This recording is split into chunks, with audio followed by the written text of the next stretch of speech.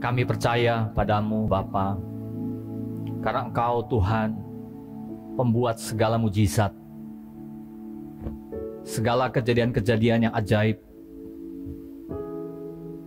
Engkau yang memberi kasih karunia yang berlimpah-limpah langsung ke dalam hidup kami masing-masing. Kami percaya padamu Bapa. Dari segala apa yang kami yakini di dalam hidup ini, dasar iman kami, dasar percaya kami adalah pada Engkau.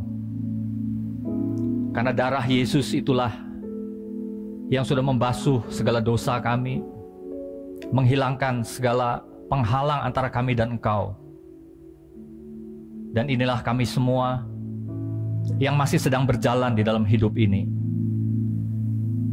Kami bersyukur Bapa, karena Engkaulah yang akan terus memimpin kami, melanjutkan hari-hari kami dengan segala kebaikan-Mu di dalam hidup kami. Kami mengucap syukur pagi hari ini, biar seluruh jemaat-Mu Engkau kuatkan, Engkau teguhkan dari waktu ke waktu. Di dalam nama Tuhan Yesus kami berdoa. Amin. Amin. Ya, terima kasih worship team. Selamat pagi Bapak, Ibu, Saudara. Topik kita pagi hari ini adalah satu kata, yaitu lanjutkan. Ya, lanjutkan dengan tanda seru. Artinya ini satu perintah, Saudara. Jadi bentuknya imperatif, ini adalah perintah untuk kita lanjutkan ya hidup ini. Karena Saudara,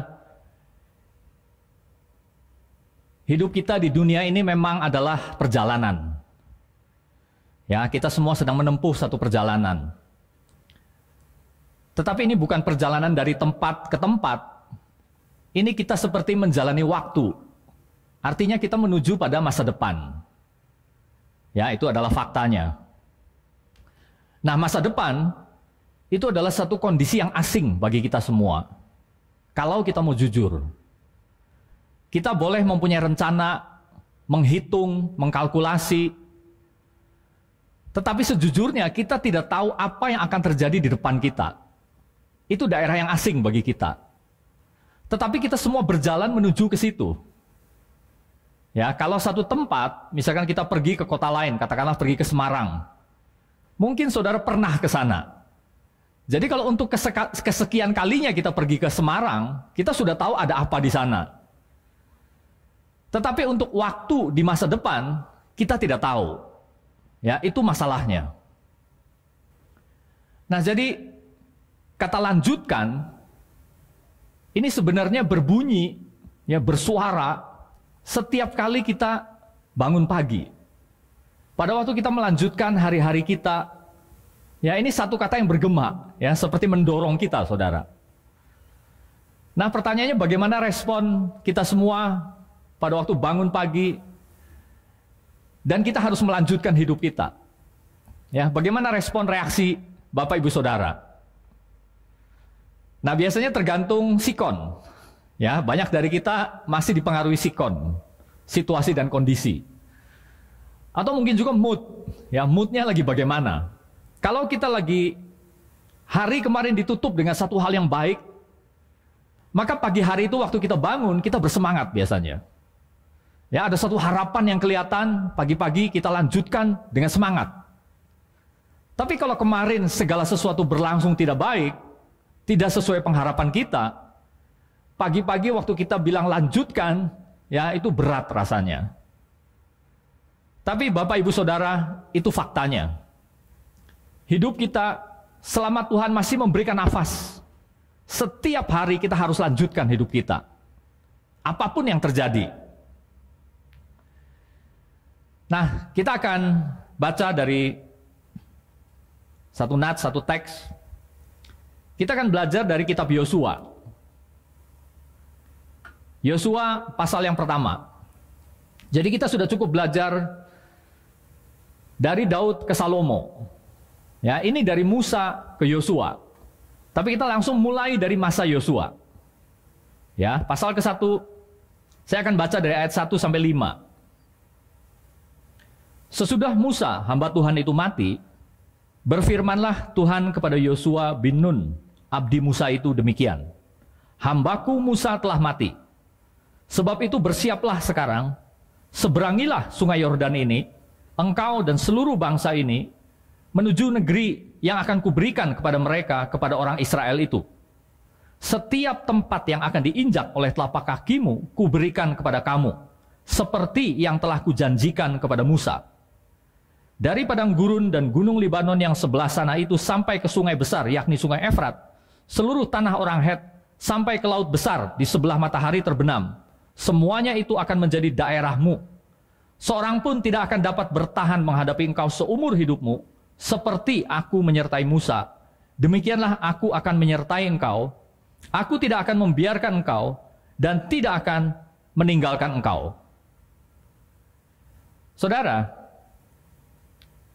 ayat kedua diawali dengan pernyataan Tuhan bahwa Musa telah mati. Nah, mengapa Tuhan harus mengingatkan kembali kepada Yosua bahwa Musa telah mati? Ya, saudara, mengapa penegasan ini harus ditulis kembali? Semua orang sudah tahu. Mereka baru saja menghabiskan 30 hari untuk menangisi di dalam masa perkabungan, menangisi kematian Musa. 30 hari. Ini adalah hari-hari sesudahnya. Tapi Tuhan menegaskan, hambaku Musa telah mati. Ya, mengapa saudara? Tuhan harus diingatkan.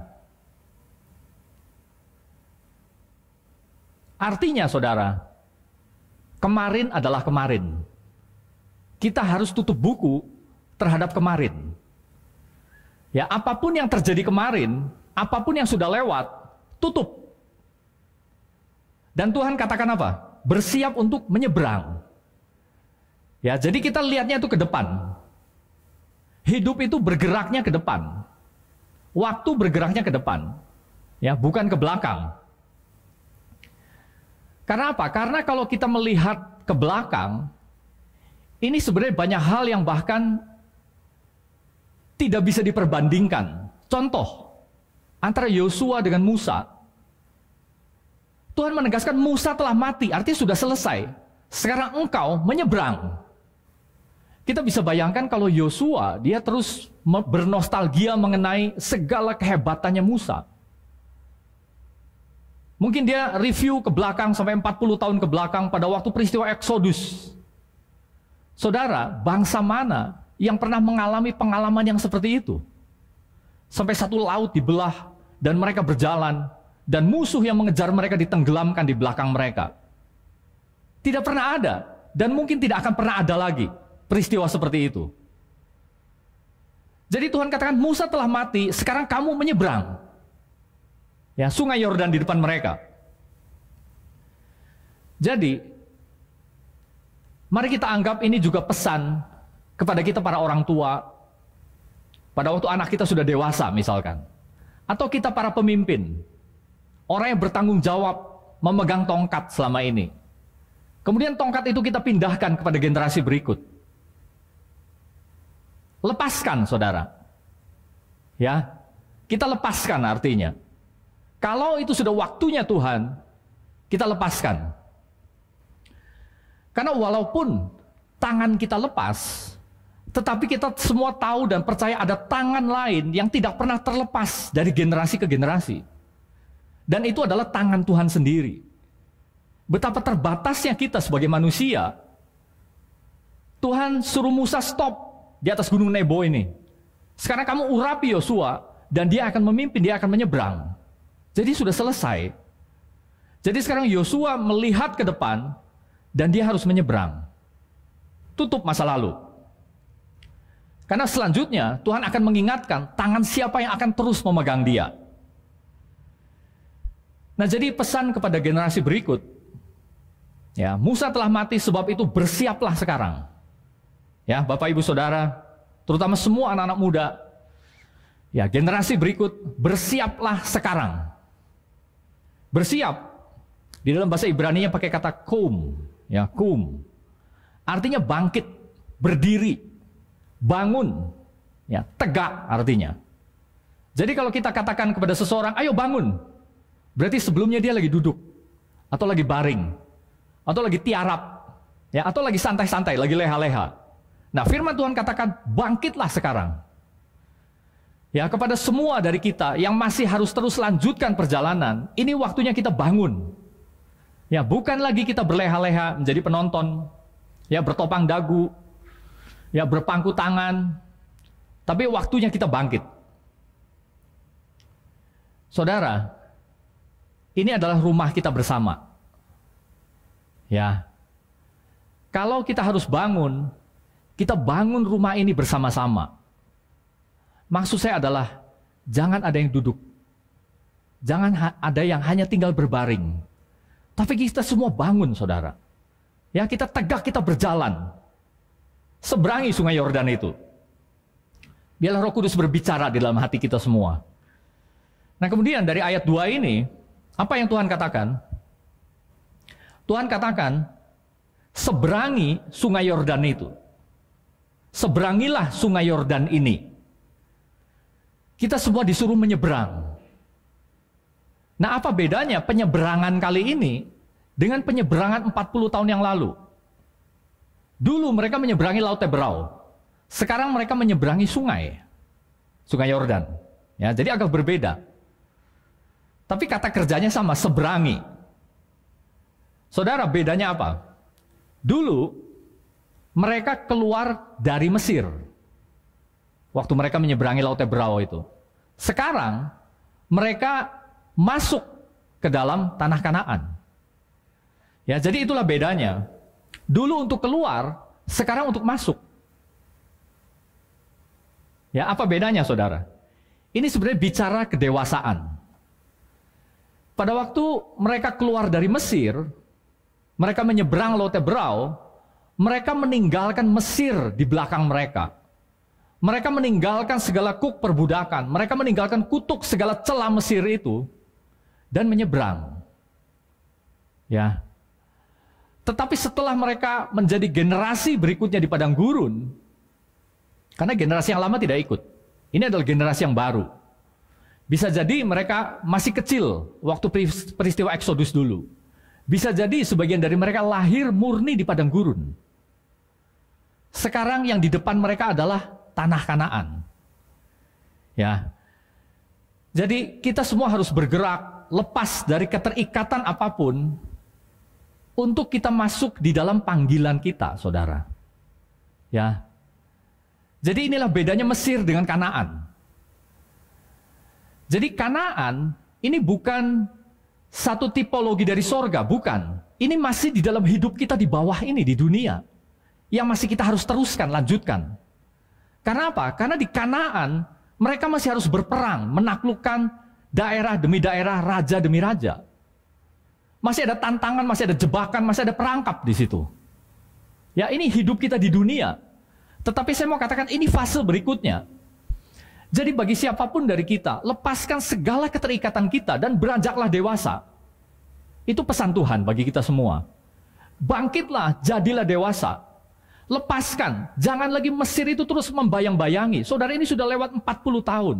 Kita sudah menjadi generasi yang baru. Diri kita yang sudah bertransformasi. Dan selanjutnya ini panggilan Tuhan di depan kita. Banyak pekerjaan yang kita harus kerjakan di depan. Jadi kalau kita masih mundur terus, seolah-olah kita masih harus menyeberangi Laut Teberau itu, Firaunnya masih mengejar terus, ini perjalanan yang salah. Artinya ada yang salah. Ini adalah stage berikutnya, di mana kita menyeberangi sungai Yordan itu untuk memenuhi panggilan kita. Amin, saudara. Nah, kemudian berikutnya, apa yang Tuhan katakan? Menuju negeri yang akan kuberikan kepada mereka. Negeri yang akan kuberikan, kata Tuhan. Saudara, ini adalah masa di depan kita. Satu kata yang saya ingin garis bawahi adalah kuberikan. Diberikan oleh Tuhan. Jadi artinya masa di depan kita, bukan kita yang peroleh, tapi Tuhan yang berikan. Ya. Saudara, hidup ini diberi. Masa depan kita diberi. Segala hal yang baik di dalam hidup ini, bahkan segala tantangan, segala pergumulan yang Tuhan izinkan terjadi, Tuhan berikan. Kalau Tuhan tidak berikan itu masa depan, kita tidak punya masa depan. Ya. Ini yang kita mau garis bawahi. Tuhan sendiri sudah katakan, ku berikan itu, negeri itu Tuhan yang berikan. Siapa yang tahu masa depan, saudara? Ya, siapa yang tahu bulan depan apa yang akan terjadi? Siapa yang tahu apakah Trump atau Biden? Ya, kita nggak tahu. Tapi mungkin hari-hari ini jadi jelas. Tapi coba seminggu yang lalu. Ya. Jadi saudara, satu pertanyaan. Siapakah yang bisa menjamin masa depan kita? Pandemi ini menunjukkan kepada kita lebih jelas. Ya, siapa yang bisa menjamin masa depan kita, saudara? Dulu waktu segala sesuatu berlangsung baik, kita punya planning, kita punya progres. Ya, kita punya satu proyeksi masa depan, semua kalkulasinya baik. Tetapi dalam hitungan minggu dan bulan, itu semua seperti kacau balau. Kita sampai tidak tahu lagi. Ya. Tetapi ada satu pribadi yang tahu, bahkan dia sudah pegang itu masa depan kita, dan itu diberikan kepada kita. Karena apa? Karena dia sudah mengeluarkan kita dari Mesir. Dia sudah menebus kita dengan darah Yesus, memanggil nama kita satu demi satu di dalam perjalanan ini. Ya, jadi lanjutkan saudara. Ya, masa depan itu Tuhan sudah berikan. Bukan kita yang peroleh. Nah, lalu apa bagian kita? Mari kita lihat ayat 3. Setiap tempat yang akan diinjak oleh telapak kakimu, ku berikan kepada kamu. Seperti yang telah kujanjikan kepada Musa. Setiap tempat yang akan diinjak oleh telapak kakimu, ku berikan kepada kamu. Jadi Tuhan bekerja mengikuti kaki kita yang melangkah. Tuhan memimpin, Tuhan menyediakan itu di depan, Tuhan memberikan kasih karunia, Tuhan bahkan mendorong, memberikan segala yang perlu, tetapi kaki kita harus melangkah. Ke situ kita melangkah, ke situlah Tuhan berikan. Ya, itu bagian kita, saudara. Jadi kita harus injak. Artinya, kita bergerak bersama-sama dengan Tuhan. Ya, Tuhan maju, kaki kita maju. Tuhan suruh kaki kita injak. Pekerjaan apa yang Tuhan sediakan di depan mata kita kerjakan, kita lakukan. Itulah caranya bagi kita. Nah, lalu seperti yang telah kujanjikan kepada Musa. Jadi saudara, di satu sisi Tuhan bilang, hambaku Musa telah mati. Tetapi Tuhan 2 kali di sini menyebut, seperti yang telah kujanjikan kepada Musa. Seperti aku menyertai Musa. Ya. Jadi Musanya sudah tidak ada, tetapi Tuhan seperti ingatkan kepada kita, ada satu yang tidak berubah. Orang berganti, sekarang kamu menjadi generasi baru, tetapi aku tetap ada di situ. Dulu aku memegang tangan Musa, sekarang aku memegang tangan kamu. Saudara, kalau kita lihat ke belakang berabad-abad, ribuan tahun, Tuhan bekerja melalui nama-nama yang walaupun kita cukup akrab karena tertulis di sini, tapi sebenarnya itu bangsa yang berbeda, di belahan dunia yang berbeda, situasi yang berbeda, zaman yang berbeda. Tetapi saudara, Tuhan tetap sama dan rencananya satu. Tuhan tidak punya plan A lalu karena sesuatu geser pindah ke plan B, plan C lalu pindah-pindah terus. Tidak. Rencana Tuhan tetap satu, orang boleh berganti-ganti, tetapi ini semua membentuk satu garis yang lurus menuju pada kegenapan yang Tuhan sudah sediakan. Jadi kita ada di situ. Kita menyembah Tuhan yang sama dengan Tuhannya Musa, Tuhannya Yosua. Kita menyembah Tuhan yang sama dari segala bangsa yang sudah dinyatakan di dalam Kristus Yesus. Ya. Mari kita terus ke ayat keempat. Ini adalah detail yang Tuhan tunjukkan kepada Yosua. Sebenarnya ini pengulangan, ya, karena sudah disebut beberapa kali. Ayat keempat, dari padang gurun dan gunung Libanon yang sebelah sana, sampai sungai besar, yakni sungai Efrat, seluruh tanah orang Het sampai laut besar di sebelah matahari terbenam, semuanya itu akan menjadi daerahmu. Tuhan menyebutkan kepada Yosua dan kepada bangsa ini sekali lagi detail dari sasaran mereka, batas-batasnya. Dari sebelah sana, batasnya sungai, laut, tanahnya orang Het, itu adalah daerahmu, kesitulah kamu menuju. Itulah pekerjaanmu. Jadi saudara, pesan bagi kita semua, temukan tugas yang spesifik dari Tuhan untuk kita kerjakan hari demi hari dalam kita melanjutkan hidup ini. Dan pahami itu semua, detail itu, pekerjaan itu, di dalam satu gambar besar. Karena gambar ini sudah Tuhan berikan. Itulah sebabnya ada Kejadian sampai Wahyu. Kalau saudara lihat Wahyu, itulah tujuannya. Ya, itulah titik, ya, transisi di mana lalu masuk ke dalam kekekalan. Semua yang ada di bumi ini akan berlalu, tetapi itulah yang akan terjadi nanti di depan. Jadi itu gambar besarnya. Dan inilah hari-hari yang membentuk gambar di depan kita itu. Nah saudara, masalahnya, banyak orang tidak bisa fokus hidupnya, karena tidak tahu apa yang harus dilakukan, apa yang harus dikejar. Seperti terombang-ambing aja, ikut arus sana sini. Ya, sikon mendesak ke sini, dia geser ke sini. Situasi peristiwa mendesak dia ke sini, dia pindah ke sini. Bahkan hatinya terombang-ambing. Ya, saudara, masa itu seharusnya sudah lewat. Itu padang gurun, dan sekarang mereka harus menyeberang Sungai Yordan. Dan banyak juga orang yang hidupnya itu sekedar melihat hidup orang lain, lalu menginginkan. Saudara, bukan itu pola kita. Mari kita temukan apa yang kita harus kerjakan di dalam hidup ini yang khusus bagi saya. Saudara, saya percaya itu Tuhan sudah sediakan bagi kita. Ya. Jadi pahami apa yang Tuhan berikan untuk kita kerjakan. Mari kita terus di ayat kelima.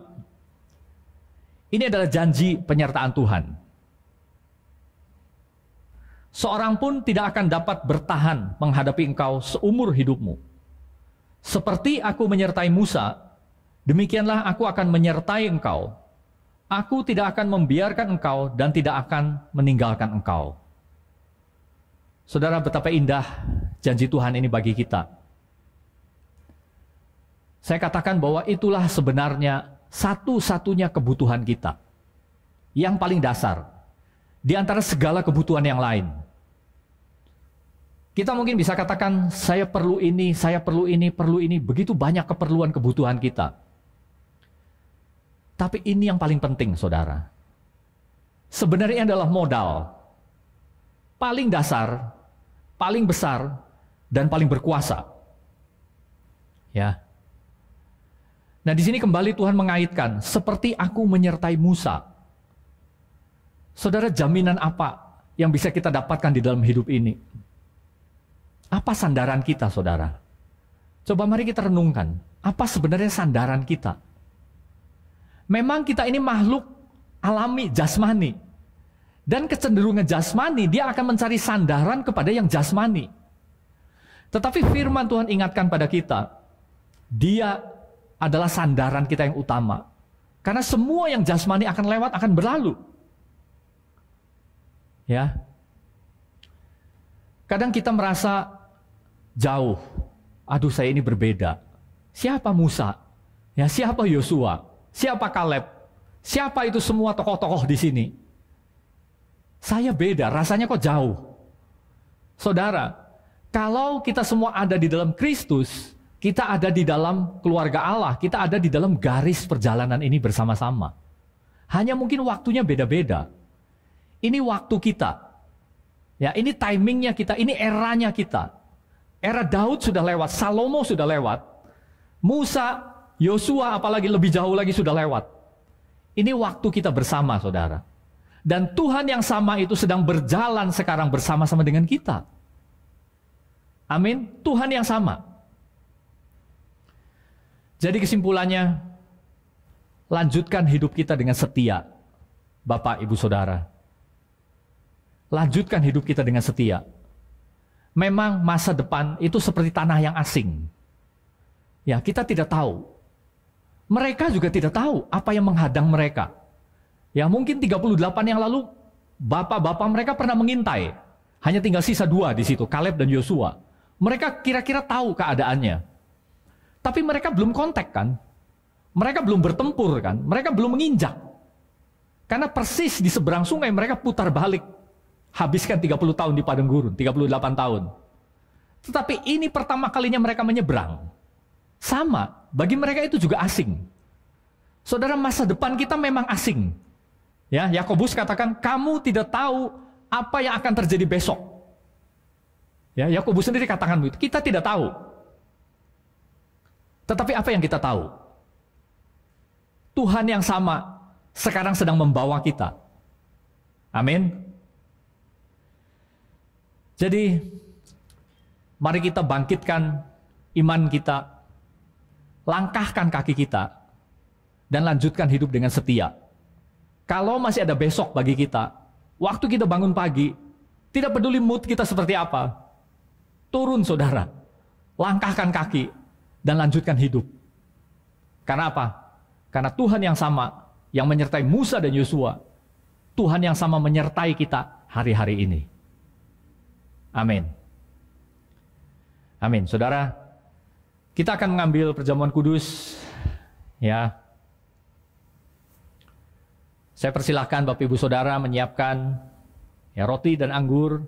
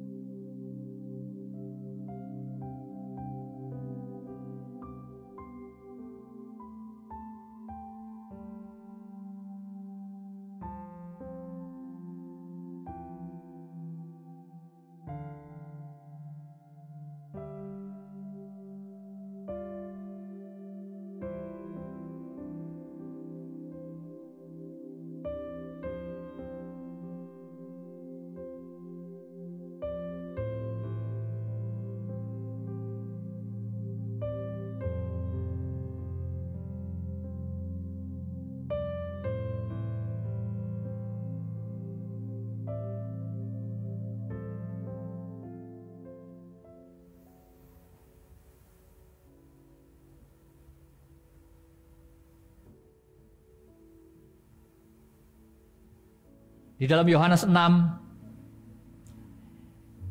Yesus menyamakan dirinya dengan roti dan anggur. Pada waktu dia katakan, akulah roti hidup. Dan Yesus menyuruh kita makan dagingnya dan minum darahnya. Ya, apakah maknanya saudara? Inilah kunci dari perjalanan kita. Kalau kita mau terus hidup, bagian yang Tuhan berikan kepada kita adalah makan daging Yesus dan minum darahnya. Pada waktu itu fakta ini tidak bisa dimengerti oleh mereka.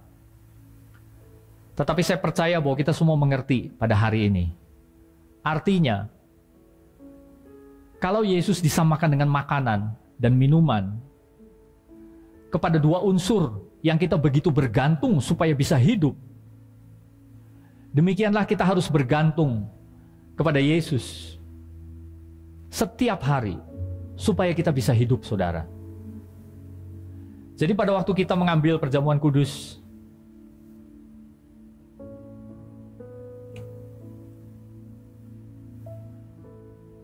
pada waktu kita memperingati, ya, ini adalah waktu di mana kita memahami lebih lagi bahwa hidup kita ini harus diisi setiap hari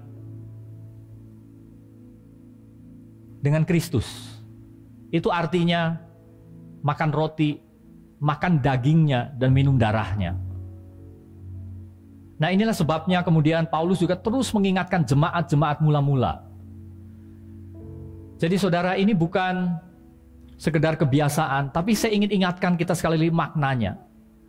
Terutama dengan apa yang kita barusan belajar di dalam firman Tuhan. Saudara, sama seperti kita setiap hari harus berjalan, makan dan minum supaya hidup, demikianlah manusia rohani kita.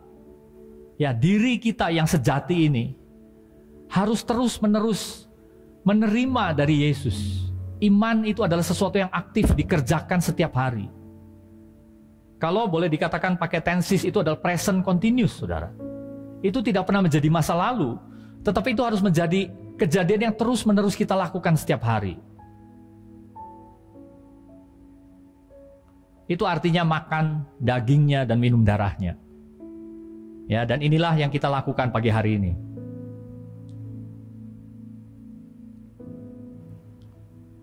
Saya akan bacakan dari 1 Korintus 11 ayat 23. Sebab apa yang telah kuteruskan kepadamu, telah aku terima dari Tuhan, yaitu bahwa Tuhan Yesus pada malam waktu ia diserahkan mengambil roti, dan sesudah itu ia mengucap syukur atasnya. Ia memecah-mecahkannya dan berkata, inilah tubuhku yang diserahkan bagi kamu. Perbuatlah ini menjadi peringatan akan aku. Apakah kita percaya bahwa roti ini melambangkan darah Yesus yang sudah dipecahkan bagi kita? Mari kita makan sama-sama.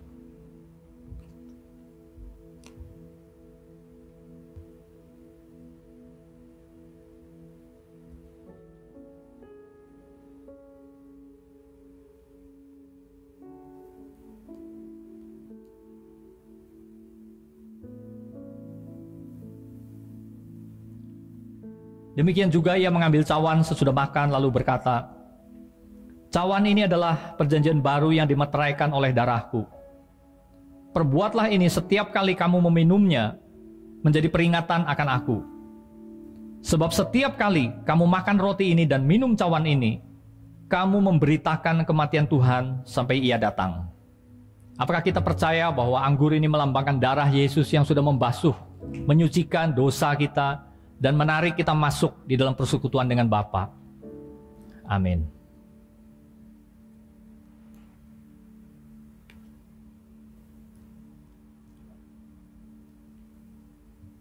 Mari kita berdoa, saudara. Bapa, biar kami seluruh jemaat-Mu ini menangkap keindahan dari janji-janji-Mu, kekuatan dari janji-Mu, kuasa dari janji-Mu, kuasa dari penyertaan-Mu ya Tuhan. Engkau masih memberikan kami hari untuk kami hidupi. Setiap pagi kami harus bangun dan lanjutkan hidup kami.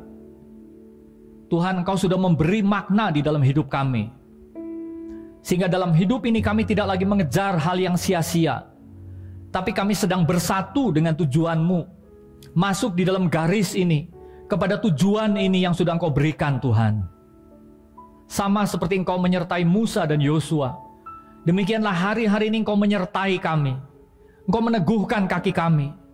Tuhan, kami bisa jatuh, kami bisa terpeleset Tuhan, tapi Engkau tidak akan membiarkan kami tergeletak, karena setiap kali tangan-Mu itu membangunkan kami dengan penuh kuasa, sehingga kami berdiri lagi, teguh lagi, dan kami berjalan lagi. Bapak, inilah yang kami butuhkan pada hari-hari ini sepanjang umur hidup kami. Penyertaan-Mu.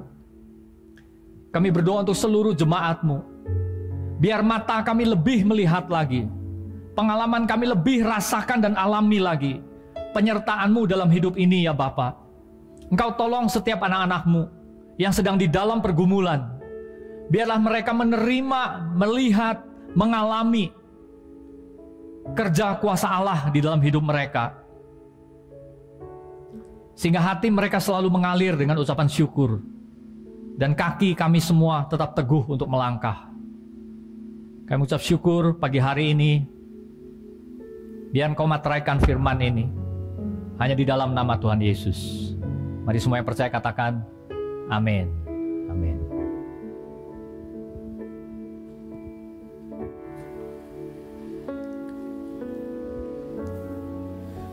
The one who made the blind to see is moving here in front of me, moving here in front of me. The one who made the deaf to hear is silencing my every fear, silencing my every fear. I believe in you, I believe in you.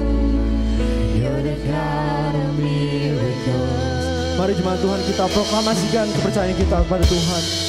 And I believe in you, I believe in you. You're the God of miracles.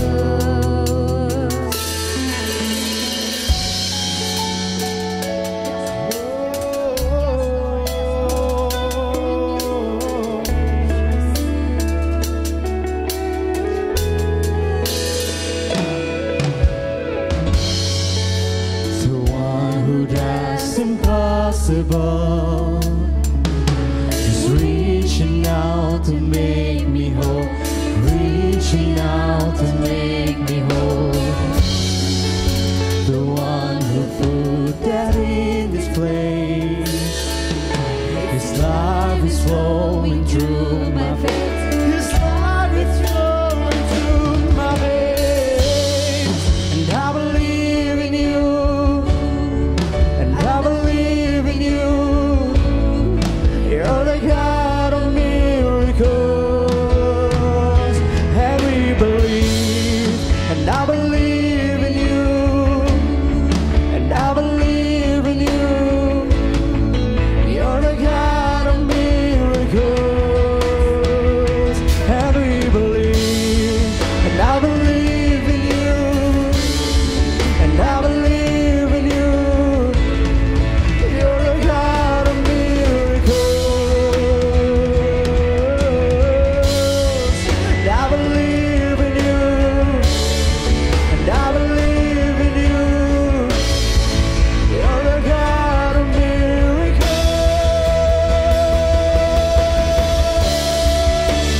God who is and is to come.